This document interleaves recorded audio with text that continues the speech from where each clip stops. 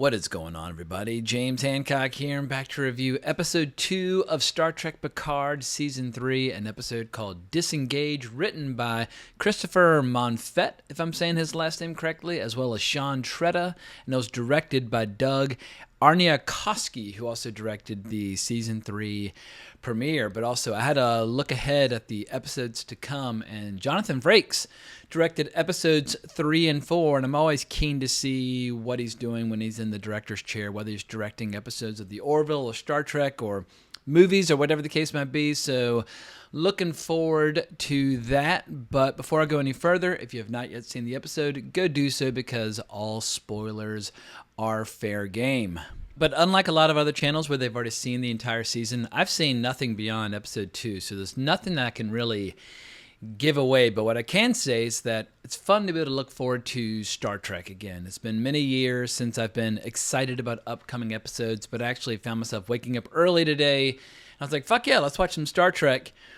And I'm not going to say or overstate its appeal and claim that it's going to bump out of the rankings all my previous favorite episodes of Star Trek from like the original series or the Next Generation. Like it's a very solid show. It's a very engaging show, but the show is not without its flaws, which I'll be getting to in a bit. But first off, a little bit of news. I just saw these headlines over at trekmovie.com that Star Trek Picard Season 3 is the best reviewed season of Star Trek of all the modern Star Trek shows, and I have no problem accepting that whatsoever, since I had sworn off watching Star Trek a few years ago. If you did not see my review for the Season 3 premiere, I made it through 2 seasons of Discovery. I made it through 7 episodes of Season 1 of Picard. I made it through the first episode of Lower Decks, and I saw a few episodes of Strange New Worlds. But I was happy just to let Star Trek drift out of my life and then occasionally watch a classic episode or a classic movie, and I was fine with that. However, so many just Star Trek maniacs out there kept banging the drum saying that Season 3 was required viewing, so I'm glad that I allowed myself to be lured back in, because sometimes it can be very addictive and very enjoyable hating the fucking shit out of a particular franchise once it goes off the rails.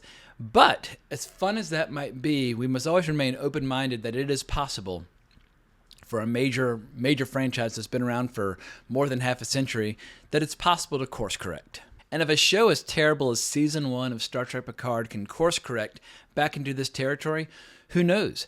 Maybe The Lord of the Rings, The Rings of Power, maybe it can course correct. I doubt it, but maybe it's at least a possibility. So I guess this season at a minimum is showing that depending upon who is in the director's chair and who's writing the scripts, any franchise out there has the possibility to redeem itself. And what's been fascinating is seeing just how many positive reviews have been pouring in from major YouTube channels that in general, not always, but in general, make a lot of ad revenue off of basically bashing the shit out of everything that Hollywood does. And admittedly, Hollywood does a lot of things that open themselves up to attack on a lot of fronts, especially when it comes to the handling of a lot of our beloved franchises. But what you have to remember with a lot of these channels is that they are just diehard nerds who love these characters and love these franchises so much that they are happy to go to war defending what they perceive to be the mishandling of their beloved stories. So it just shows that if you create good shows and good movies, we can all just go back to being nerds celebrating cool stories and the characters that we love. And if you haven't been following this show, you might be asking yourself, what is Season 3 doing differently that's made so many fans embrace it as opposed to bashing the hell out of it like they do with so much of modern Star Trek? And there's one scene in particular which I feel like perfectly underlines just how different this season is compared to what's come basically over the last couple of years. But there's a scene where 7 of 9 is imploring Captain Shaw to take the Titan back to save Riker and Picard, and she's saying that this is an opportunity to save 2 legends as opposed to abandoning them. Now, that might seem like a minor thing. However, if you compare that to a lot of other franchises, characters like Picard and Riker would more often be portrayed as old, irrelevant, toxic white men, etc. and so forth. And for people who like these characters, hearing them referred to as legends feels very appropriate, because we've all seen dozens of episodes of TV and many feature films where they act like total badasses They are legends, and this might sound painfully obvious to most people, but a lot of writers in Hollywood need a fresh reminder of this. But for people who love these old legacy franchises, whether you're talking about Lord of the Rings or James Bond or Star Trek or Star Wars or any franchise that's been around for decades, this might shock and amaze them, but a lot of these old school fans like these franchises exactly the way they are, and they don't want to see a new movie or a new show bashing the shit out of what has come before. They want to see what's come before being celebrated while at the same time pushing forward into fresh terrain. And I feel like so far, Season 3 of Picard is managing to pull that off. So let's dive into this episode specifically, which begins 2 weeks prior to the events of the first episode, where we see Jack Crusher basically in a Doctors Without Borders scenario, where we see Jack Crusher using weapons and medicine to bribe his way into a hostile environment where there are a lot of people who really need medicine. So we see that he's not averse to cutting a lot of corners or even going into an ethical gray area in order to bring the supplies and the help to the people that need it most desperately, which sounds a lot like a person named Jean-Luc Picard. But back in the present, we see Jack, Picard, and Riker doing everything in their power to try to buy some time, but their shuttle's destroyed, things are getting tense, and they're basically sitting ducks while 7 of 9 implores Captain Shaw to return to save two legends. And one of the only weapons in the arsenal of Picard and Riker, he throws these little devices on the walls that will prevent them from being transported out against their will, which of course ends up kind of backfiring when the Titan shows up and tries to save them because they can't be transported out. And it was a pretty crazy shot where we see this little tiny ship being pulled in by a tractor beam, and the Titan shows up and just basically totally cuts them off. I don't know the physics of tractor beams, etc. and so forth, but at a minimum, it made for a very dramatic shot. But with Picard, Riker, Beverly, and Jack safely aboard the Titan, the show cuts away to another storyline which initially wasn't grabbing me at all, but at the end totally redeems itself. But there's this long ongoing storyline where Raffi is doing this undercover mission, trying to figure out who destroyed this facility, the Starfleet recruitment facility that we saw destroyed in the previous episode. Raffi's investigation gets terminated. She's told to disengage, but she continues pursuing this Ferengi named Sneed because he knows he was part of the deal for this stolen portal tech. She ends up having a sit down with him, and I'm kind of jumping ahead to the end of the episode. I'll get back to the main story in a sec, but he accuses her of being part of Section 31, and I really wish New Trek would just stop mentioning Section 31 ever. I feel like Section 31 is one of those things where in Deep Space Nine, when used in very, very small doses, it was awesome. But the whole point of a secret organization is that people don't know about it. And it seems like everybody in modern Star Trek seems to know about Section 31, which kind of defeats the whole purpose. At any rate, when this Ferengi casually mentioned it, I was like, you know what? Just let it go. It's one of many problems in modern Trek where they find something cool from previous iterations and then they overdo it. But as a way of testing whether or not she's genuine, he forces Raffi to break her cold turkey and do this drug, and she sprays her eye. But just as this meeting appears as if it's about to go ass over teacup and Sneed is holding up the head of Toluco, their mutual contact, suddenly we get some dramatic music as a mysterious figure arrives, wielding a big-ass blade, and it was a very satisfying scene as none other than Worf just hacks the whole room to smithereens. And from the trailer to the show, I thought we were going to see a period where Worf was claiming or pretending to be a pacifist, but at a minimum it appears like when backed into a corner or when trying to help a friend, Worf is more than happy to hack an entire room to pieces. And it was a very satisfying moment. But getting back to the main storyline, we have this long, tense face-off between the Shrike and the Titan as Captain Vadic, played by Amanda Plummer, is asking for Jack to be turned over, and she basically gives the Titan an hour to make up their minds.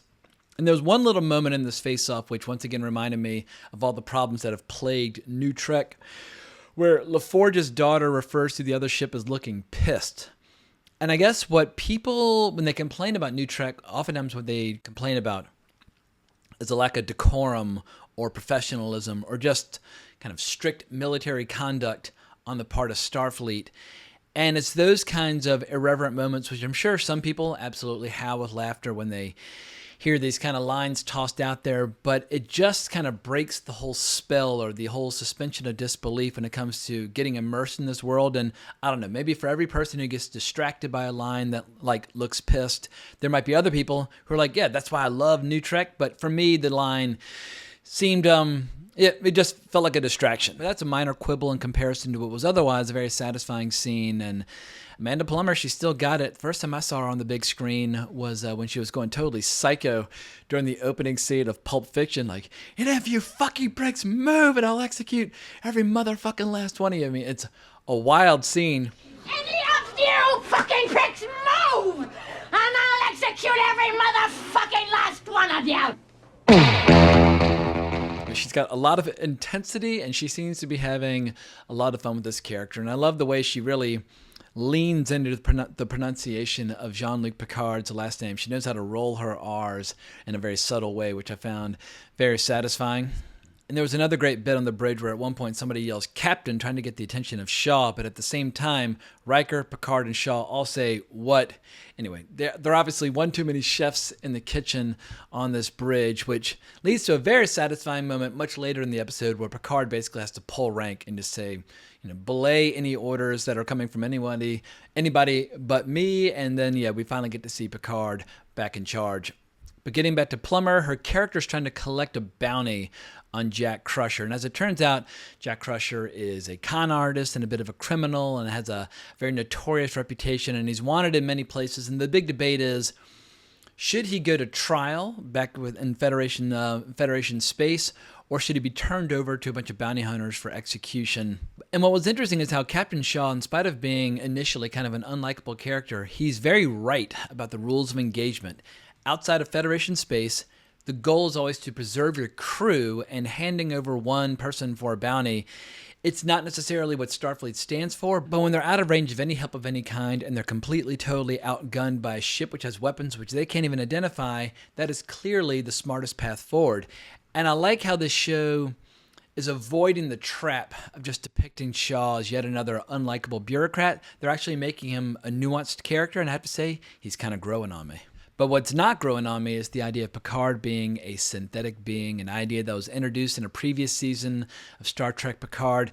I was kind of hoping that this season would just ignore that idiotic subplot and just in our own headcanon would allow us just to disregard it. But Amanda Plummer's character, she references it, so we have to live with that stupid writing choice for better or for worse. But if I had to put my finger on my favorite part of this episode, it would likely be the ongoing tension between Riker and Picard about what is obvious to Riker, but something that Picard refuses to acknowledge, that obviously Jack is his son. And I feel like as fun as it is watching Riker and Picard being buddy-buddy like in the first episode and working alongside one another, people need to remember that in Next Generation, dramatic tension was a vital part of their relationship. And in the absence of tension, you basically don't have a show. So even though you've got these two classic legacy characters, legends as 7 of 9 describes them, we do need to see them disagree, or it'll all just slowly but surely start to feel like meaningless fan service, like you're getting the band back together for a reunion tour, as opposed to telling a dramatically compelling and engaging story with these classic characters. And as far as action goes, this episode gives a few interesting beats, like at one point the Shrike takes the remains of the previous ship and hurls it at the Titan, and just through blunt trauma, it goes right through the shields and damages the hull of the Titan. So clearly they're dealing with weapons that they've never seen before. But we also get a little action down the brig where Jack manages to escape. And we see that he doesn't try to get off the vessel for the purposes of escaping, because that's not possible. He's actually running straight to the transporter room because he wants to sacrifice himself in order to save his mother. So while he might seem like a bit of a young punk in a lot of ways, we see that, like his father, he likes cutting corners in order to try to do the right thing. And toward the end of the episode, things really kick into high gear as Riker decides to bring Crusher out of her state of sedation and brings her up to the bridge, which prompts Picard to acknowledge that Jack is his son and that it's time for them to haul ass. And there's a very satisfying beat as he says, "Engage," which is kind of a tired trope at this point. However, because Patrick Stewart, who's admittedly an elderly fellow these days, because his voice sounds kind of like frail and almost kind of delicate at times, anytime we hear like a hint of that old, strong, commanding voice that we all know that he's capable of, I mean, that the Patrick Stewart of the Royal Shakespeare Company, the Patrick Stewart who was so fucking badass in movies like Excalibur, when you see him strong, it's just it's a nice reminder of the incredible career that he's had, and at any rate, it just shows that he's still got a little gas left in the tank that he's able to give to this show. But I have to end this review with one more grievance or one more complaint, and it's a small one, but because they're outgunned and they can't outrun this ship, they decide they're going to flee into the nebula in order to elude their adversary, which is a big part of the plot of Star Trek II, The Wrath of Khan. And I guess there are many reasons to complain about modern Star Trek, but one of the main reasons is that a lot of the writers seem to take kind of superficial ingredients from Star Trek in the past and then they overuse them. And I'm just not impressed by people who borrow too heavily from Wrath of Khan. And admittedly, I've seen Wrath of Khan 150 billion times, but that's been one of the big problems of New Trek from 2009 onward, is that you have a lot of people who clearly like Wrath of Khan, but don't really like watching the old shows. But I don't want to get too sidetracked criticizing this episode. One that I did enjoy overall, and I am looking forward to episode 3, and whichever familiar faces might be making a return. But let me know what you think down in the comments below, and please remember to hit that notification bell, subscribe to the channel, like the video, all that good stuff, or hunt me down on Twitter at Geeking Out if you want to talk more about Star Trek. But I can't thank you enough for watching, but more importantly, as always, onwards and upwards.